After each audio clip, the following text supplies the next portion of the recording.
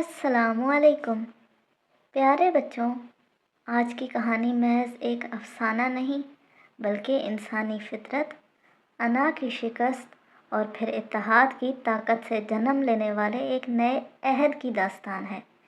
آج کی ہماری کہانی کا عنوان ہے ریت کی دیوار اور سنگ بنیاد۔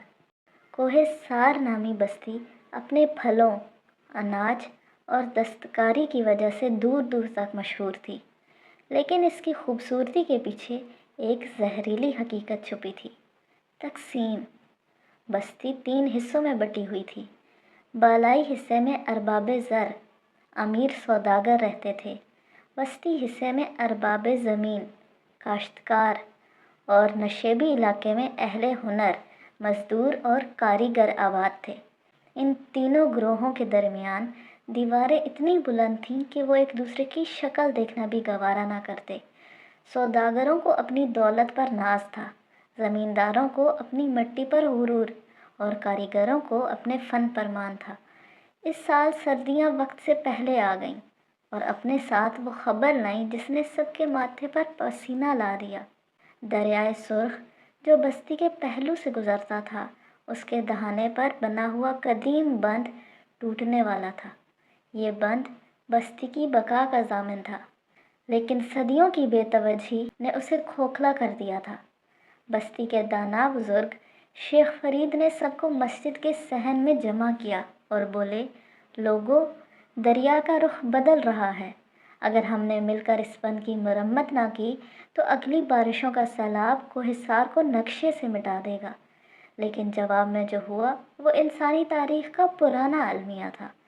سوداگروں کے سردار سرمد حقارت سے بولا، ہم کیوں کریں؟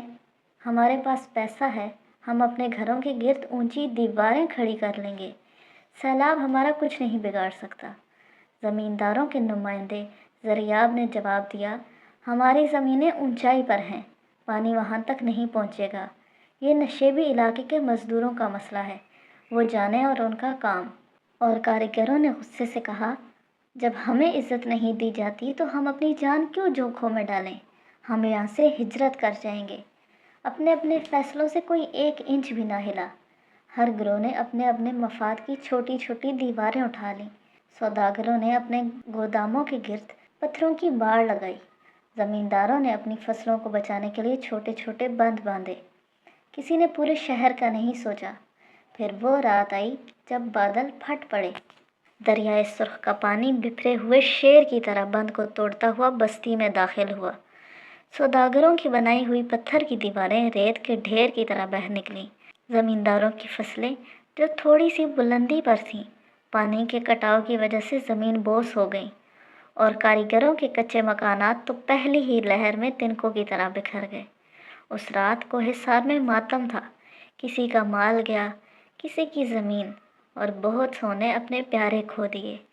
علیحدہ علیحدہ کوششیں صفر ثابت ہوئیں۔ سیلاب اتر گیا، لیکن اپنے پیچھے ویرانی چھوڑ گیا۔ اب بستی کے لوگ ایک دوسرے کو قصوروار ٹھہرانے لگے۔ تمہاری وجہ سے ہوا، سردار سرمد زریاب پر چیختے ہوئے بولا۔ نہیں، تم لوگوں نے پیسے بچائے اس لیے بند نہ بن سکا، زریاب نے پلٹ کر جواب دیا۔ شیخ فرید جو خاموشی سے یہ منظر دیکھ رہے تھے آگے بڑھے۔ انہوں نے زمین سے ایک گیلی لکڑی اٹھائی اور اسے توڑ دیا۔ پھر انہوں نے بہت سی لکڑیوں کا ایک گٹھا اٹھایا اور ہر ایک کو باری باری اسے توڑنے کا کہا۔ کوئی نہ توڑ سکا۔ انہوں نے بھرائی ہوئی آواز میں کہا، تمہاری انا نے تمہیں اس لکڑی کی طرح تنہا کر دیا، جسے دریا کی لہروں نے آسانی سے توڑ دیا۔ کیا تم نے دیکھا؟ جب سیلاب آیا تو اس نے یہ نہیں پوچھا کہ یہ گھر سوداگر کا ہے یا مزدور کا، اس نے سب کو یکساں برباد کیا۔ تم لوگ الگ الگ جزیرے بنا کر جینا چاہتے ہو، لیکن قدرت نے تمہیں دکھا دیا کہ تم ایک ہی کشتی کے مسافر ہو۔ لوگوں کے سر شرم سے جھک گئے۔ سردار سرمد کے پاس اب دولت کی وہ چمک نہ تھی اور زریاب کی زمینیں بنجر ہو چکی تھیں۔ انہیں سمجھ آ گیا کہ انفرادی بقا ایک دھوکہ ہے، اصل بقا اجتماع میں ہے۔ اگلے دن کوہ سار کی تاریخ میں ایک تبدیلی دکھی۔ اب وہاں 3 گروہ نہیں بلکہ ایک قوم تھی۔ سب نے مل کر ایک نیا منصوبہ بنایا۔ یہ منصوبہ کسی ایک کے لیے نہیں بلکہ سب کے لیے تھا۔ سوداگروں نے اپنے بچے کچھ خزانے کھول دیے تاکہ سامان حرب اور خوراک خریدی جا سکے۔ زمینداروں نے اپنے طاقتور بیل، اونٹ اور زمین کھودنے کے لیے اوزار فراہم کیے۔ کاریگروں اور مزدوروں نے اپنی مہارت کا جادو دکھایا۔ نقشے بنے، پتھر تراشے گئے اور انجینئرنگ کے وہ اصول اپنائے گئے جو پہلے کبھی نہ دیکھے گئے تھے۔ منظر دیدنی تھا۔ جس سردار سرمد نے کبھی مٹی کو ہاتھ نہیں لگایا تھا، وہ آج ٹوکرے بھر بھر کر پتھر ڈھو رہا تھا۔ زریاب، جو کبھی مزدوروں کو حقیر سمجھتا تھا، آج ایک معمار کے ساتھ شاگرد بن کر کام کر رہا تھا۔ مہینوں کی مشقت کے بعد سد سکندری سے بھی مضبوط ایک بند تعمیر ہوا۔ اس بند کی بنیادوں میں صرف پتھر اور گارا نہیں تھا، بلکہ ان کا اتحاد، پسینہ اور مشترکہ خواب شامل تھا۔ کچھ عرصے بعد دوبارہ ویسا ہی طوفان آیا۔ دریا پھر بپھرا، لہریں پھر بلند ہوئیں۔ بستی والے خوف زدہ تھے، لیکن شیخ کے چہرے پر اطمینان تھا۔ جب سیلابی ریلا نئے بند سے ٹکرایا تو بند ذرا بھی نہ لرزا۔ پانی کی لہریں بند سے ٹکرا کر واپس پلٹ گئیں، جیسے کسی فولادی دیوار سے ٹکرائی ہوں۔ بستی محفوظ رہی۔ اس رات کوہ سار میں جشن کا سماں تھا۔ وہ جیت گئے تھے، اس لیے نہیں کہ وہ طاقتور تھے، بلکہ اس لیے کہ وہ ایک تھے۔ آج کوہ سار صرف ایک بستی نہیں، بلکہ دنیا کے لیے ایک مثال ہے۔ وہاں کے اسکولوں میں ایک ہی سبق پڑھایا جاتا ہے: اکیلا انسان صرف ایک قطرہ ہے جو دھوپ میں سوکھ سکتا ہے، لیکن قطرے مل جائیں تو وہ ایک ایسا سمندر بن جاتے ہیں جس کا راستہ کوئی چٹان نہیں روک سکتی۔ اتحاد وہ جادو ہے جو ناممکن کو ممکن بنا دیتا ہے۔ جب تک ہم میں کے حصار میں قید رہیں گے، شکست ہمارا مقدر رہے گی، لیکن جس دن ہم بن جائیں گے، کائنات کی کوئی قوت ہمیں زیر نہیں کر سکے گی۔ تو پیارے بچوں، آج کی کہانی سے ہم نے کیا سیکھا؟ آج ہم نے دیکھا کہ بستی کے تینوں گروہوں کے پاس اپنے اپنے وسائل تھے۔ سوداگر کے پاس پیسہ تھا، زمیندار کے پاس زمین اور کاریگر کے پاس فن، لیکن جب تک وہ میں کے حصار میں رہے، ان کے الگ الگ بنائے ہوئے بند ریت کی دیوار ثابت ہوئے۔ اکیلا انسان جتنا بھی طاقتور ہو، وہ قدرت کے بڑے طوفانوں کا مقابلہ نہیں کر سکتا۔ ہماری اصل طاقت ہمارے اکٹھے ہونے میں ہے، الگ ہونے میں نہیں۔ جب سیلاب آیا تو اس نے یہ تمیز نہیں کی کہ کون سا گھر محل ہے اور کون سا جھونپڑی۔ پانی نے امیر کی دولت کو بھی ڈبویا اور غریب کی محنت کو بھی۔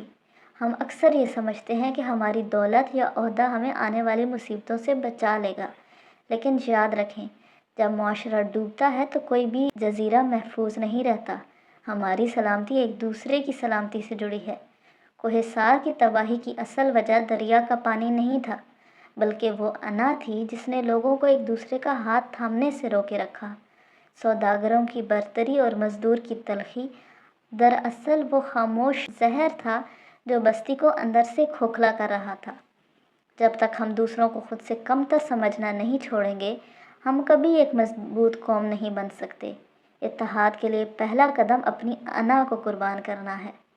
کہانی کے دوسرے حصے میں معجزہ تب ہوا جب سرمایہ، وسائل اور ہنر ایک جگہ جمع ہوئے۔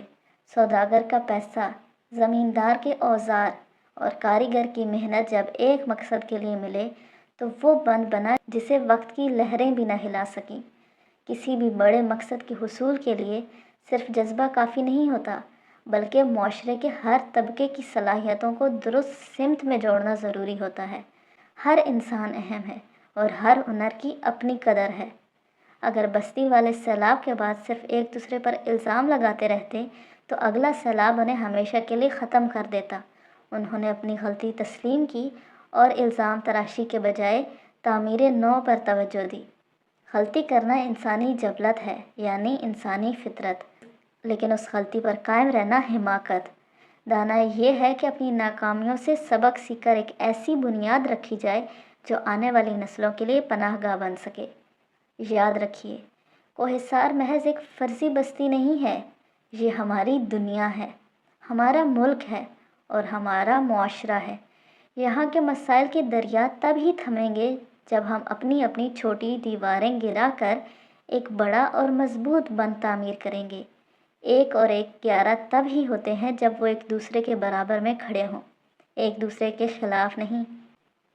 تو آج کے لیے اتنا ہی، کل ملیں گے ایک نئی کہانی کے ساتھ۔ تب تک کے لیے اللہ حافظ، فی امان اللہ۔